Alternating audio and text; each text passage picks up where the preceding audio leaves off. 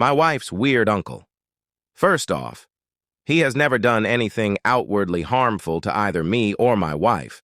We also enjoy his company very much, both for and despite the following events. That being said, I've known him for a year, and he does some of the weirdest shit I've experienced. I actually like him for all of his quirks.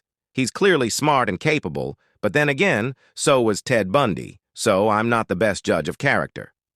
Here's a short list of my favorite moments witnessed by me or told to me by my wife. On holiday in a small camp by a lake, I wake up to him howling Native American chants and bird calls. On his own, by the water, to nobody. At 8 a.m., he's white.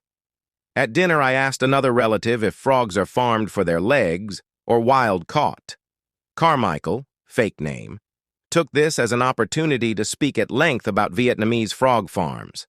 Lasted a good 10 minutes of unbroken dialogue explaining that the frogs taste like shit because they feed them literal shit.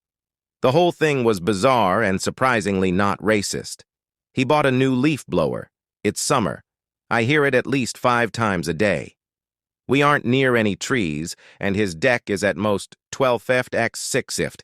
I have no idea what he's blowing. None of us do. My wife was hanging out with her other uncle in his cabin. Carmichael lets himself in, walks past them without a word, and goes into the bathroom. He's in there a couple of minutes and leaves without a word. They stop him and ask what he was doing, and he said, "My pants were inside out. His cabin is 30ft away. He also has a new jet ski. Nobody knows where he got it from. He also refuses to tell anyone where it came from and acts like we just asked him what his favorite flavor of dog shit is when we try to ask. Then he fucks off on it for ages without elaborating. I respect it. He found out that there is a ship horn on the dock. He let us know about it in the way you can imagine. It's a horn designed to signal freighters. It is the opposite of quiet. Quiet no longer exists. I miss quiet. At a potluck, me and my wife sat down with our plates so she could introduce us to more family. He sits down with us and asks to say grace. I play along because I'm not an arsehole. But once he says the prayer, he just gets up and leaves. We are all very confused, but at least my burrito was cleansed of sin. At another dinner, he asks me what my diet regime is like. I had lost some weight. He then proceeds to tell me that he's been following paleo really strictly as I watch him buttering a roll and eating it. I am yet to ascertain if he was fucking with me or not. Less funny and more just mental, he also lost his driving license for going on a bender and driving down the wrong side of the freeway.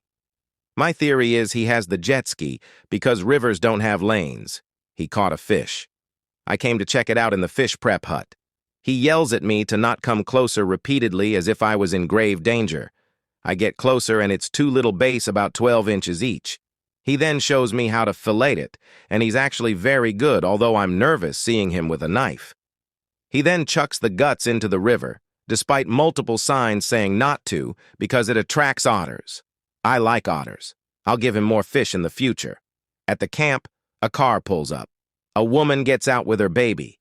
Carmichael takes the baby into the lake and baptizes it and hands it back to the woman. The woman leaves. None of us know who she is, and Carmichael isn't a minister. Also, the lake now has fish guts in it. He just now drove his car to the dock to go to his jet ski. His cabin is 20 meters away. He sped as fast as he could. It still would have been quicker to walk.